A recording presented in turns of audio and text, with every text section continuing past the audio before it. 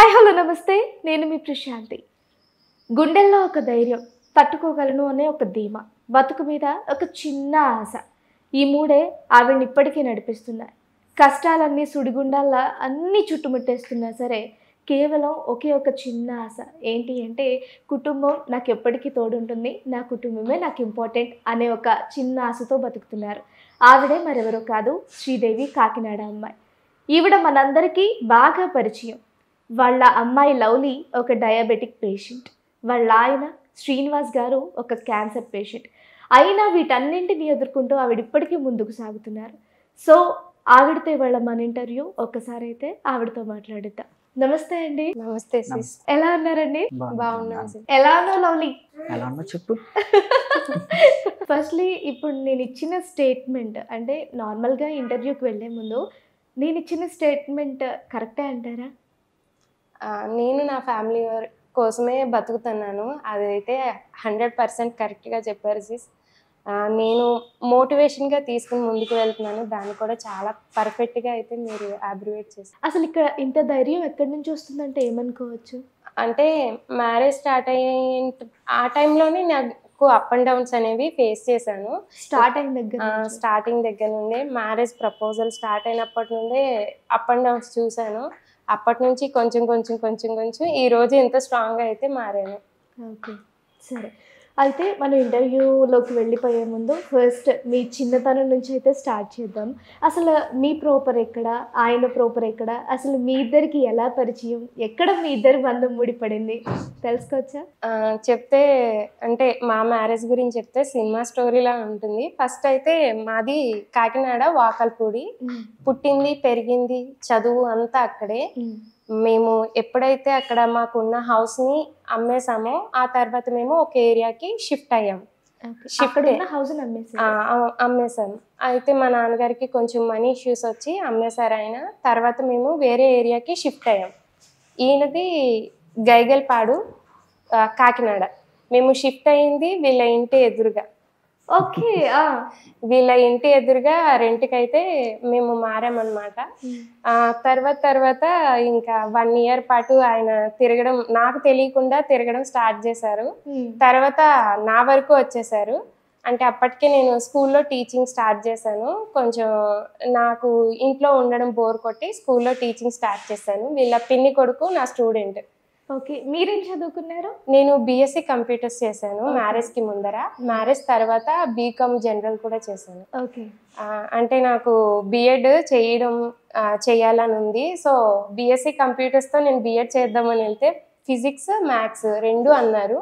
నాకు ఫిజిక్స్ చాలా ఇంట్రెస్ట్, కానీ మ్యాథ్స్ అంటే ఎందుకో చాలా భయము. ఇంకా బీఈడీ చేయడానికి ప్రాబ్లం అవుతుంది, మ్యాథ్స్ అంటే నేనే ఏమీ నేర్చుకోవట్లేదు, స్టూడెంట్స్కి ఏం చెప్తానన్న ఒక ఫీలింగ్తో మళ్ళీ బీకామ్ చేశాను. మ్యారేజ్ తర్వాత ఇంకా స్కూల్కి వెళ్ళేదన్నాను కదా టీచర్ కింద. తిను డైలీ తిరిగేవాడంట, నాకు అసలు తెలీదు. 1 year ఒక్కసారి కూడా తెలియలేదు. ఎదురింటి అబ్బాయి అని ఫేస్ చూసాను తప్ప తెలీదు అస్సలు. వీళ్ళ బ్రదర్కి నా కాంటాక్ట్ ఉండేది, వీళ్ళ బ్రదర్ దగ్గర నా స్టూడెంట్ అవ్వడంతో తన దగ్గర కాంటాక్ట్ నెంబర్ అడిగితే తను కాంటాక్ట్ నెంబర్ ఇవ్వకుండా ఫేస్బుక్ అకౌంట్ చెప్పాడు అనమాట. సో ఫేస్బుక్లో మెసేజ్ చేశాడు ఒకరోజు. February 14th 2016లో మెసేజ్ చేశాడు. Valentine's day.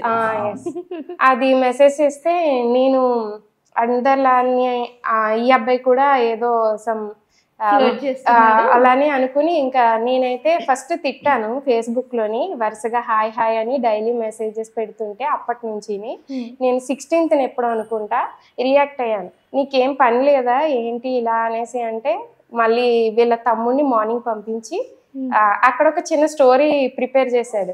మిస్, నేను మెసేజ్ పెట్టింది మా అన్నయ్య కాదు, నాకు ఫేస్బుక్ అకౌంట్ లేదు, అందుకే నేను మెసేజ్ పెట్టాను.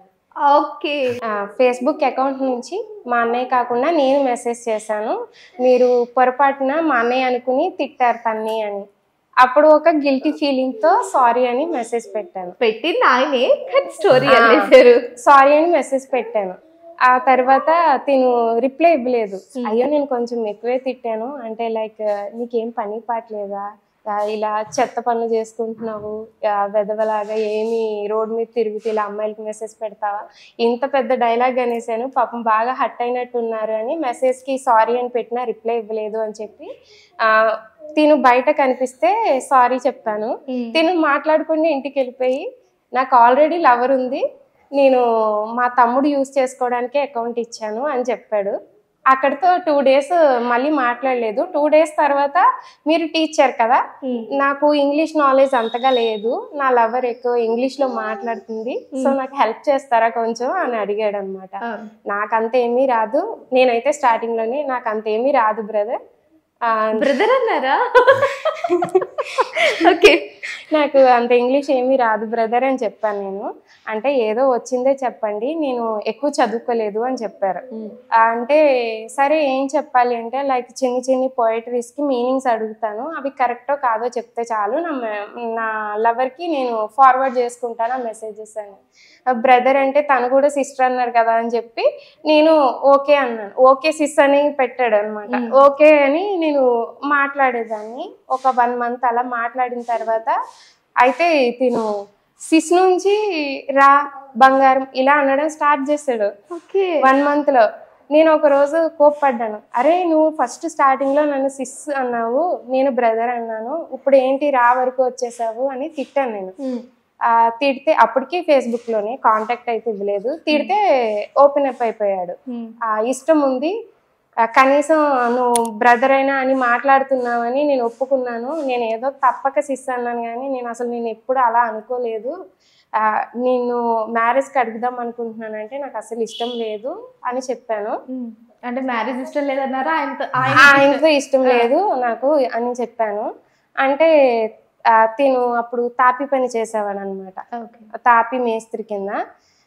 అంటే నేను కొంచెం చదువుకున్నాను కదా, సో ఏదో సమ్ ఫీలింగ్ ఉండి నాకు ఇష్టం లేదా అలా అని చెప్పాను. తిను మా నాన్న కాంటాక్ట్ ఎత్తికి మా నాన్న కాల్ చేశారు. కాల్ చేసి అడిగితే తనకి ఇష్టం లేదన్నది, అది ఇంటికి వచ్చి నాకు చెప్పారు, ఇలాగా అబ్బాయి అడిగాడు, ఓపెన్ అప్ అయ్యి నాకే చెప్పాడు, నేను ఇబ్బంది పెట్టలేదు కదా అని. నేను ఈ విషయం ఏం చెప్పలేదు ఇంట్లో, నన్ను ఇన్నాళ్ళు ఇబ్బంది పెట్టిన విషయం ఏం చెప్పలేదు. మా నాన్నగారు చెప్తే సరే అని ఊరుకున్నాను. మా డాడీ నన్ను అడిగారు నీకు ఇష్టమా, ఓకేనా, లేదు నాకు ఇష్టం లేదు అని చెప్పాను. మళ్ళీ చెప్పారు. 6 months మా నాన్న అడగడం సరిపోయింది. 6 months తర్వాత ఫైనలీ మా నాన్నగారు అయితే ఒప్పుకున్నారు. ఇంకా మా డాడీ 6 months బతిలాడారు ఆయన. మా డాడీని అడగడము, తను ఒప్పుకోవట్లేదు కదా వదిలేయచ్చు కదా అని. అంటే తను కొంచెం మొండిది, నువ్వు తట్టుకోవడం కూడా కష్టము, గారం ఎక్కువైపోయింది ఇలా చెప్పి మా డాడీ అనేవారు. అయినా సరే తను మారలేదు. ఆ 6 months డాడీని బతిమాలాక డాడీ మాకు నా వైఫ్కి ఓకే, తను ఒప్పుకోవట్లేదు కదా అని. తిని నాకు ఇంకా డైరెక్ట్ మెసేజ్ నుంచి వాళ్ళ తమ్ముడిని అడిగి కాల్ వరకు వచ్చేసాడు. కాల్ చేసి మాట్లాడడం ఇలా చేస్తే నేను లేదు నాకు ఇంట్రెస్ట్ లేదు నీ మీద, అయినా లవ్ చేసుకుంటానని ప్రతివాడు అంటాడు, మ్యారేజ్ చేసుకోవడానికి ముందుకు రావడానికే భయపడిపోతూ ఉంటారు అంటే లేదు నేను మ్యారేజ్ చేసుకుంటాను అని అన్నాడు. అయితే మా నాన్నకి వాళ్ళకి వీళ్ళకి చెప్పడం కాదు, నేను ఇప్పుడు మ్యారేజ్కి రెడీ, నువ్వు ఇప్పుడే వచ్చి తాళి కడతావా అని నేను అడిగాను అనమాట. అంటే మీరు ఎప్పుడంటే అప్పుడే మన పెళ్ళి అన్నాడు. నేను అనుకున్నాను మామూలుగానే తిను అంటే మా నాన్నగారిని అడిగినా కానీ నేను తిను అంటే ఫ్లర్ట్ చేస్తున్నాడేమో నమ్మకూడదు అనుకున్నాను. దానివలన తిను ఒప్పుకోలేదు అసలు. అంటే కొంచెం ఎందుకో లుక్స్ వైజో ఏదో సంథింగ్ అలా అనిపించింది నాకు. తిను ఏం చేశాడంటే సడన్గా నేను పలానా గుడికి వెళ్తాను అప్పుడు వచ్చి మాట్లాడదు కానీ అన్నాడు. తిను అదే నాకు చచ్చిపోతానని మెసేజ్ పెట్టాడు. తిను నువ్వు ఒప్పుకోకపోతే నేను చచ్చిపోతాను అని. ప్రతి వాళ్ళు ఇలాగే చెప్తారు, ఎవ్వరు మ్యారేజ్ చేసుకోవడానికి రారు. నేను చాలా లవ్ స్టోరీస్ చూశాను ఆల్రెడీ, నేను నిన్నైతే నమ్మాలని అనుకోవట్లేదు, నీ ఫేస్ చూస్తే కూడా అలా అనిపించట్లేదు నాకంటే. తిను నన్ను మాట్లాడాలి అన్నాడు. లేదు నాకు కుదరదు అంటే చచ్చిపోతాను అన్నప్పుడు నేను సరే నేను రేపు పొద్దున్న టెంపుల్కి వెళ్తాను, నువ్వు చచ్చిపోయేంత పనులు చేయకు, మళ్ళీ చచ్చిపోయి నా పేరు రాసి చచ్చిపోతావేమో, మార్నింగ్ వచ్చి మాట్లాడతాను అన్నాను.